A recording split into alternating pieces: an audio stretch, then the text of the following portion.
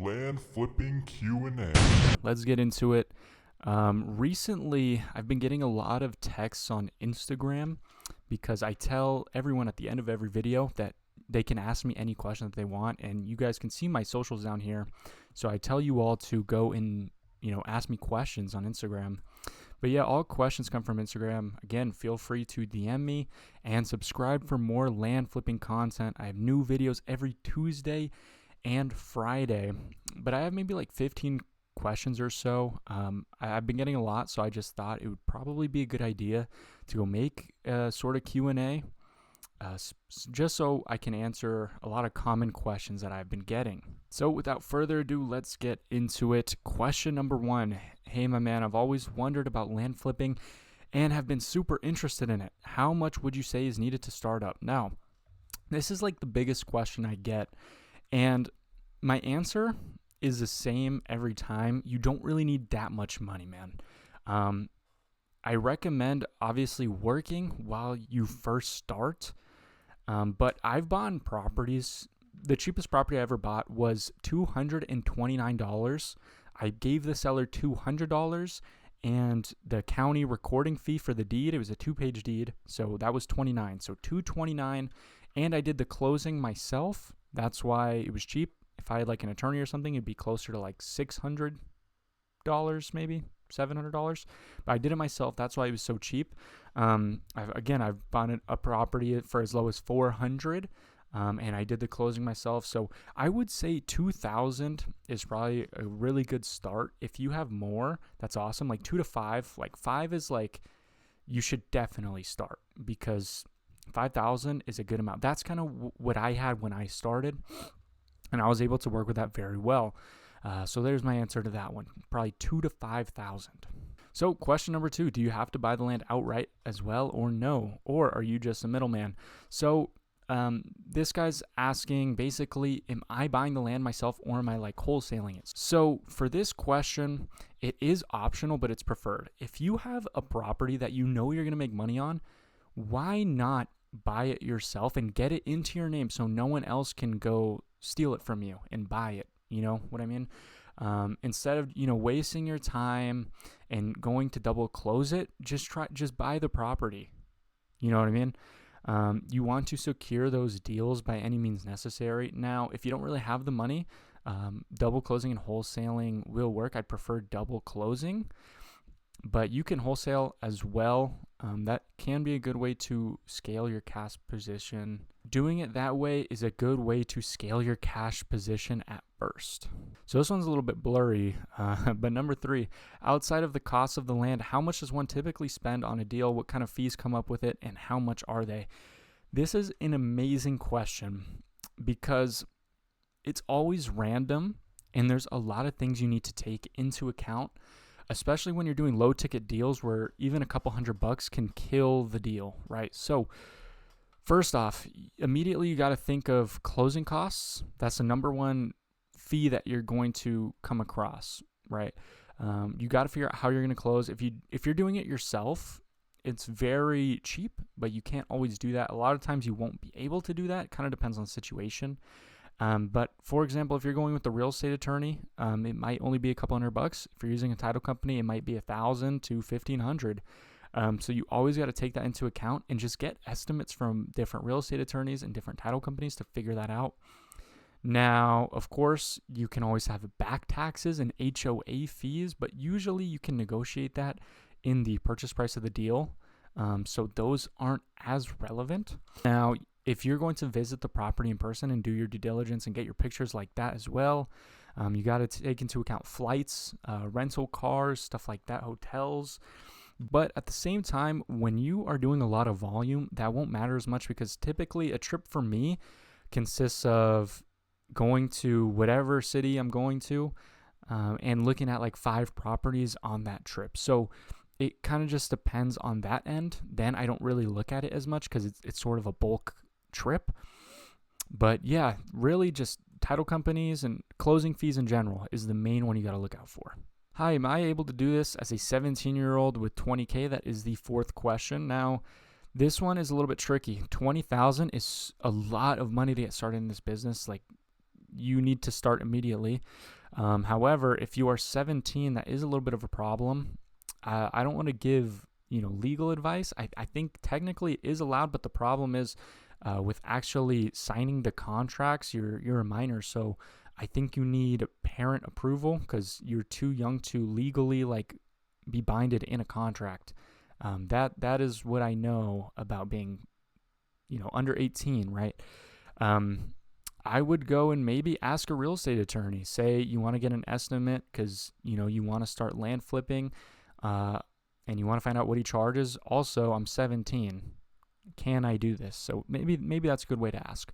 So question 5, what systems would you recommend for cold calling, or would you just use personal number? Now, even if you're doing a lot of cold calling, I would use your personal number.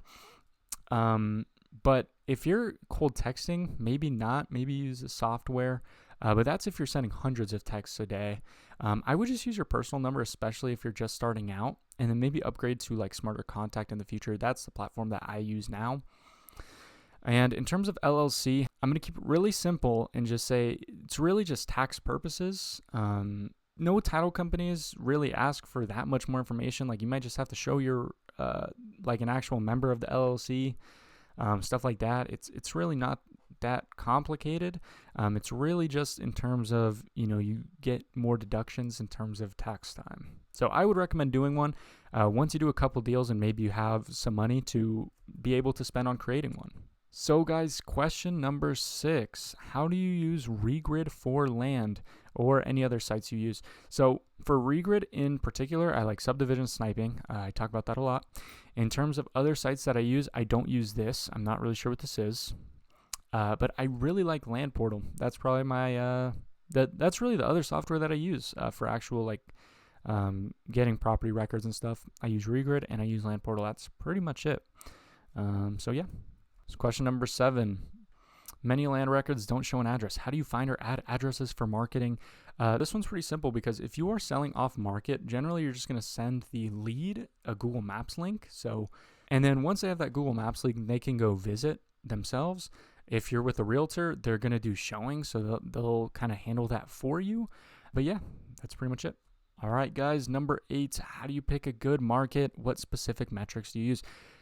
There's a lot of different metrics, and it completely depends on your goals and how you want to make money in land. I talk about this a lot. There's a million different ways. If you're doing infill, you need to be in cities. If you're doing rural infill, you need to be in rural areas. There's a lot of different ways to pick a good market depending on what you do. I have specific videos on this on my channel, so I would really watch those because it's very hard to give a detailed answer on this in terms of metrics. My favorite one, though, is going to be near a big city. And data will support that, just being near a big city, a couple counties away, along with just a little bit of common sense that, a lot of buyers are going to be nearby.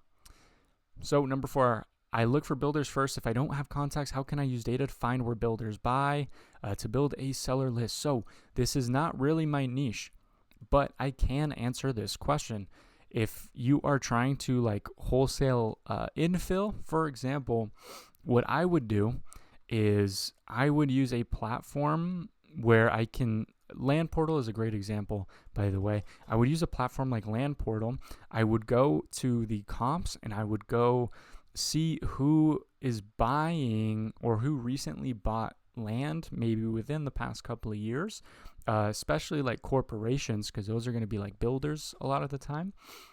And I would skip trace those numbers and I would try to go from there, cold call, and see if anyone's actively buying.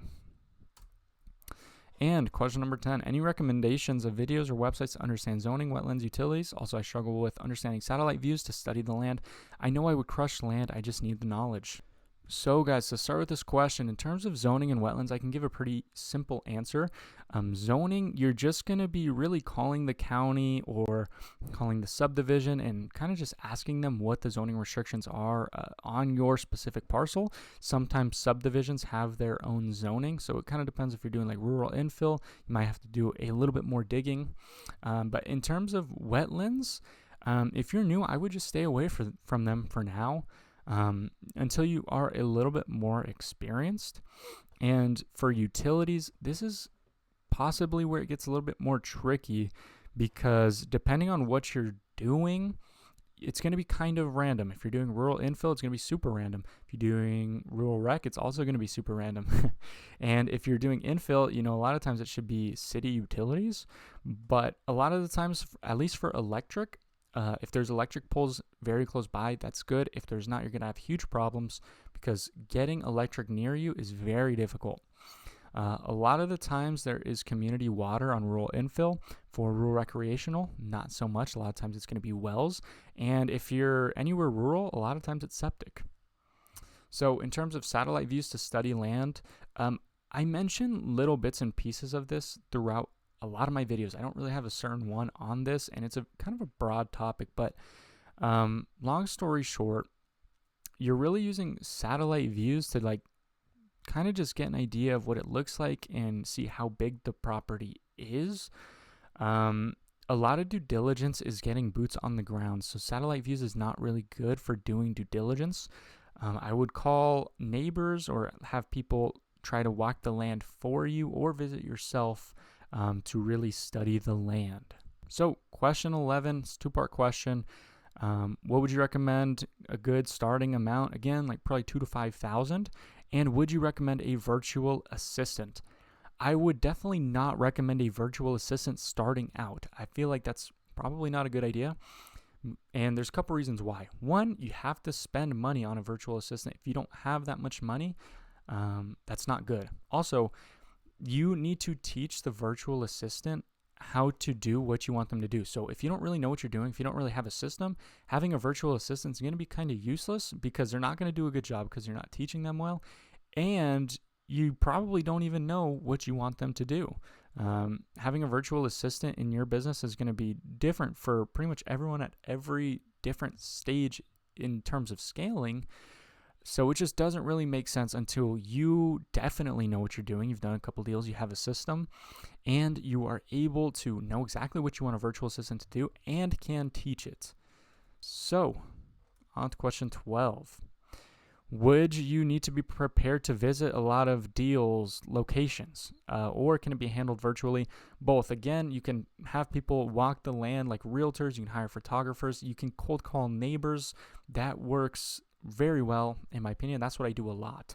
I do a lot of my due diligence virtually, but I like going and visiting in person a lot of the times. That's just preference, though. I also take my own drone pictures, so that's part of it as well.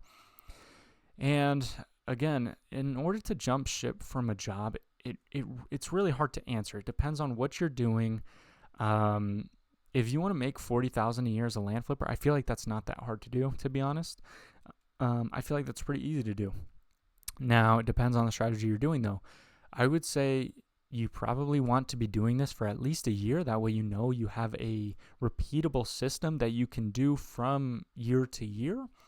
But you can really make $40,000 in one deal and have a deal funder fund everything for you.